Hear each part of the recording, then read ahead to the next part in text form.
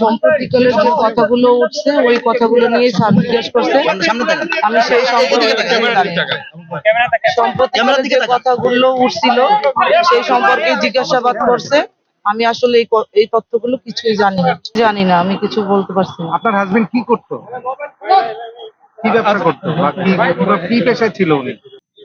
তার বিরুদ্ধে যে অভিযোগগুলো উঠেছে আপনি এই সম্পর্কে বলছেন কিছুই জানেন না। আপনার স্বামীকে আপনি নিরপরাধ মনে করেন কিনা এটা বলেন। আমি কিছু বলতে পারছি না, কারণ আইন ব্যবস্থা নেবে, আইন যেটা করবে সেটাই।